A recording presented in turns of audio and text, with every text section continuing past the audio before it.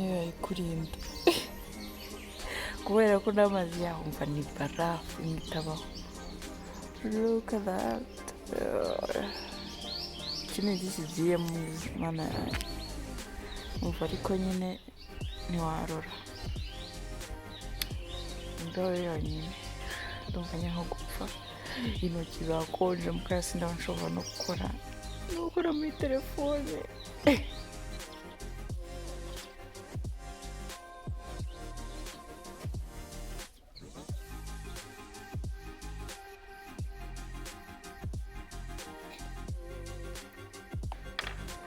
ndebere n'intoki ukuntu zabaye wakonje mukaya ndagitangiye mukaya ndagitangiye kuba barafu. But guys, mva ntabwo nabona ukuntu ngira gutya simbizi nkajya numva ndashyushye ariko ndumva byahindutse ubanza nawe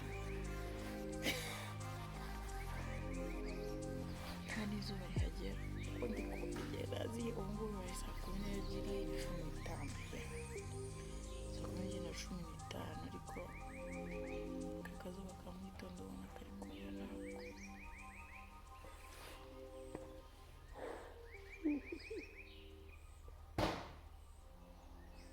What can I do?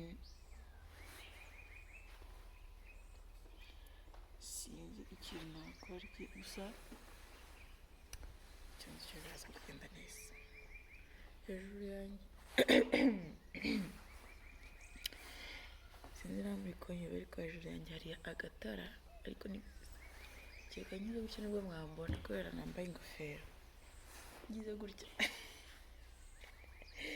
ariko iyi ngofero yo naje nambaye ni ukwandwa kuko amatwi yakonje udutoki I don't know simbizi ariko hano yanjye mu Kinigi ni mu rundi rwanda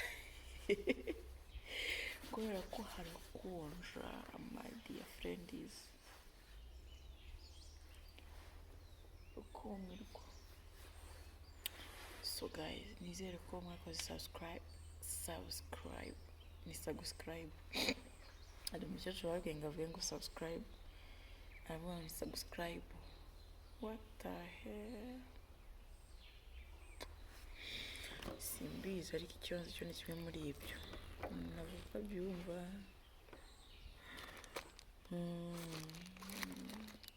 mbaze ngo aranshi ya saa 6 turi bufate niki wabyumva.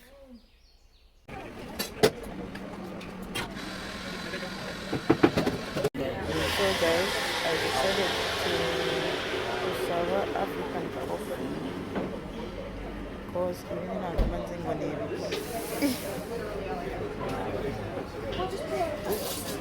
Joe Bandy, excuse me.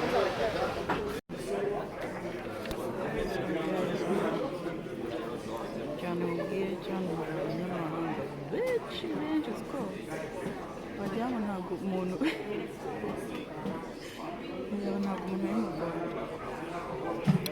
but sinzi ibintu ngo tugiyemo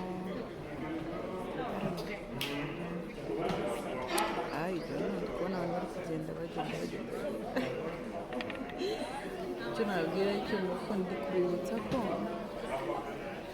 ni ubwa mbere ngiye mu bintu, it's my first time ngiye mu bintu ngo byo gutembera ngo bya hiking ibiki n'ibiki I don't know. Gusa ikintu nzi cyo ni uko ndakomeza mbagezeho my information, ndakomeza mbagezeho ukuntu umunsi wanjye wiriwe.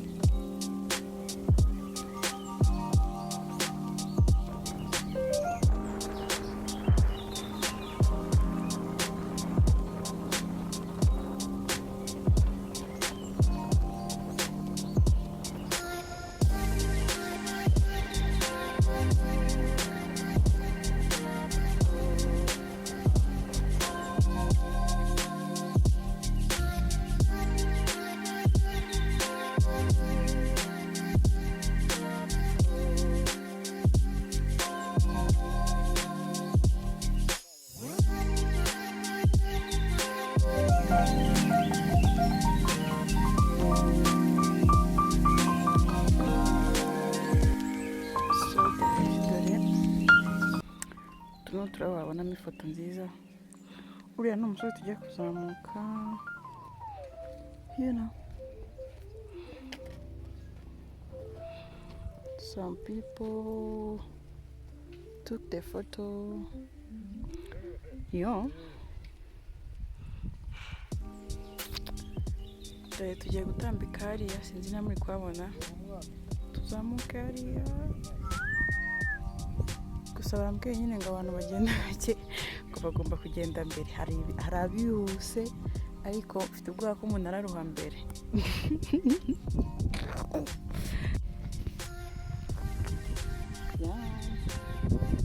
Ubaye ni nduha. Ubaye ni bicaye. Mwabonye ngo ni mbizi na muri kuyibona ariko ni yo. Abagabo bari kutuyobora. Hari abatwaza imizigo abantu bafite ibikapu nyine biremereye. I have my list.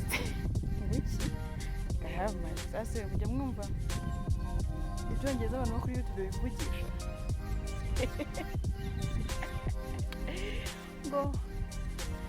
Yeah. But it took some time.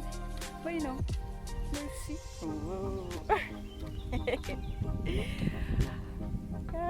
Nanjye mba ndi kwiga kubivuga nanjye kanje mukana kotora abantu bakazuba kandi base ngo mujye mwumva umupira ngo kunakotora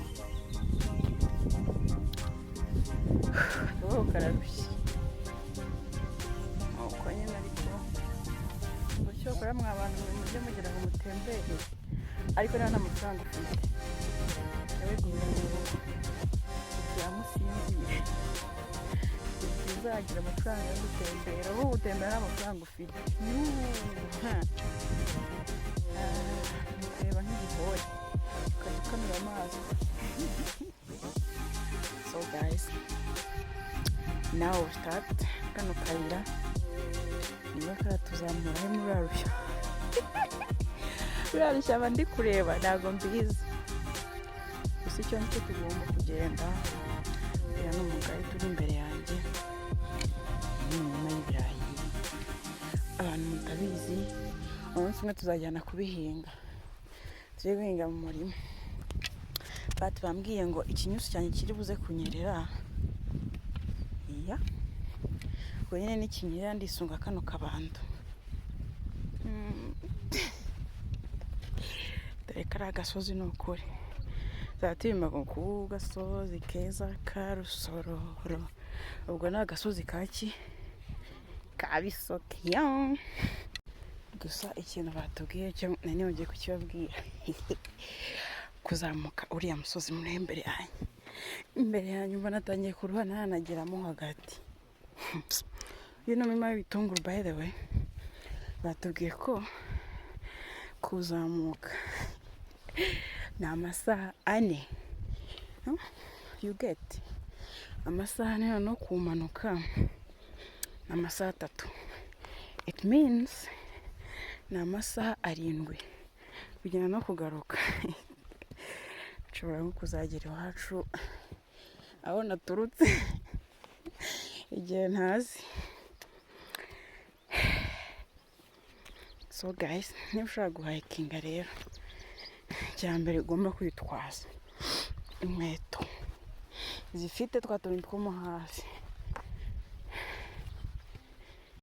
Gusa ikintu batubwiye cyo nani ngiye kukibabwira kuzamuka uriya musozi muri imbere yanyu mbona atangiye kuruha nanageramo hagati. You know mima bitunguru by the way batubwiye ko kuzamuka ni amasaha 4. You get amasaha no kumanuka ni amasaha 3.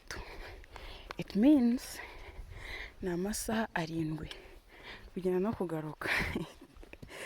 Nshobora kuzagera iwacu aho naturutse igihe ntazi. So guys, niba ushaka guhikinga rero cya mbere ugomba kwitwaza inkweto zifite twa tuntu two mo hasi.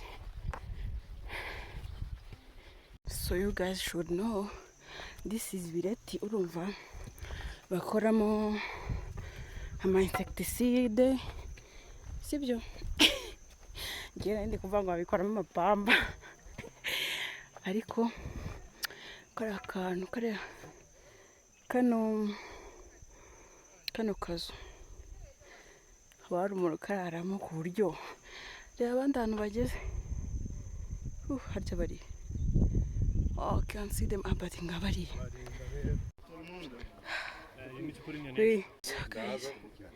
ndebe imisozi twaturutsemo bari tayari okay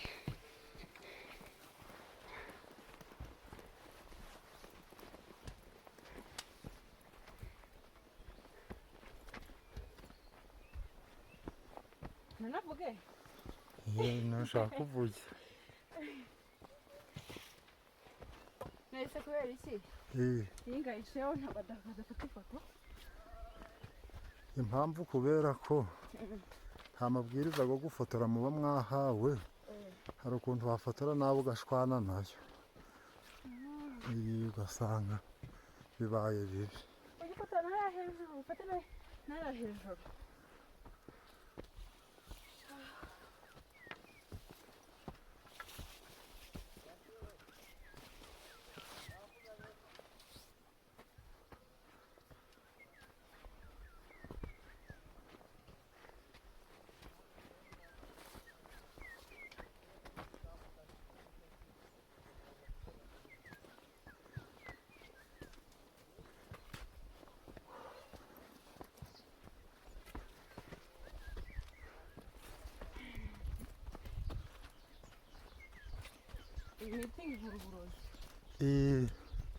wabibyiwe n'iki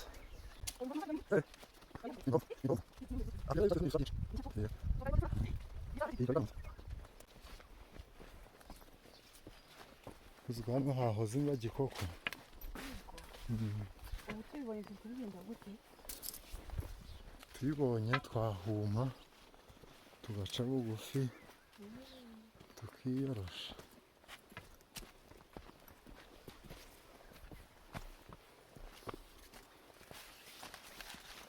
ubwa mbere uhaye ikinza Bisoke ubwa mbere ahubwo ndi kubyiga nibwo wakura ibi birunga mu rugo ni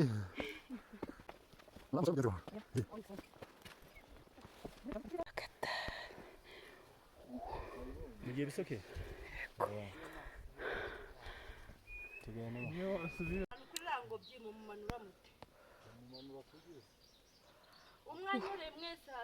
so guys hano ngo bahita ngo ku munyakenya ngo hari umunyakenya ngo wananiwe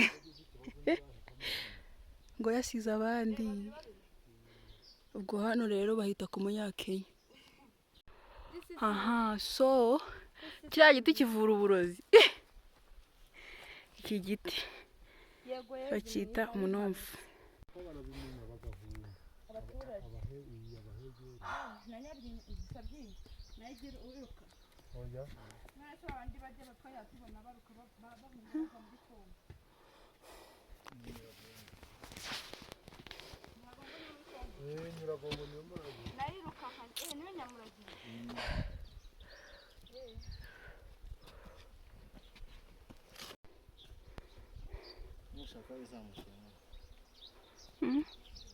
ndumva ufite imbaraga wikwishinga abandi uzamuka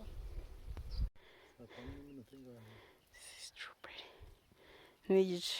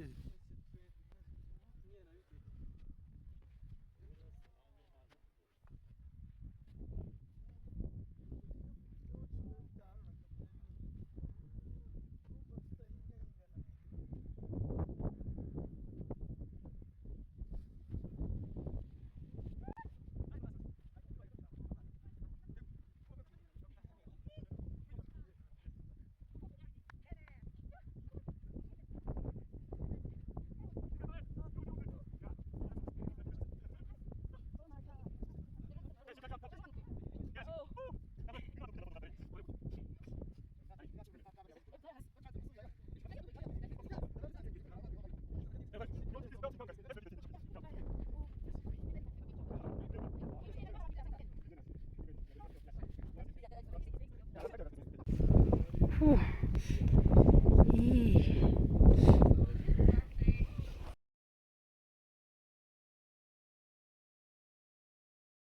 this is the Crater Lake. Ngaha nahageze rwose, ariko byari ibintu bitoroshye mw'abantu mwe. Dore cya cyapa ngikiri hariya abantu bari kwifotoza.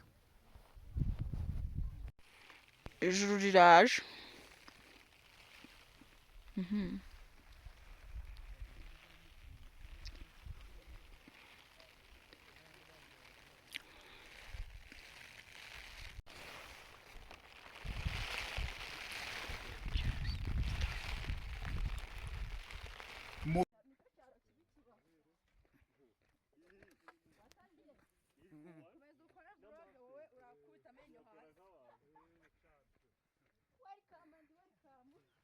Welcome and welcome back to my YouTube channel.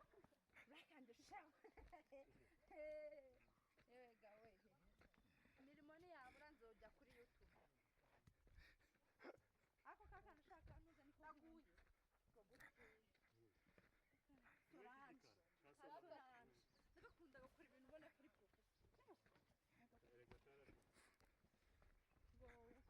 None se iyi ni video cyangwa?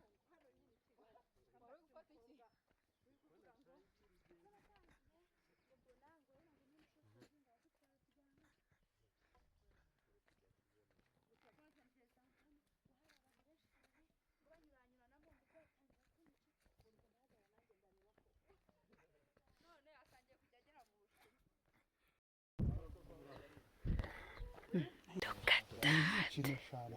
This is gorilla. This is Nishani. Nishani. Do you see, guys? Chamama. Chamama ya.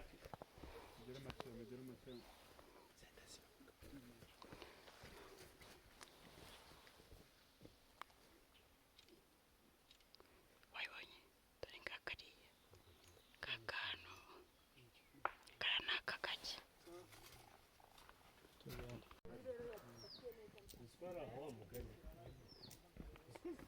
Ako si nkawe.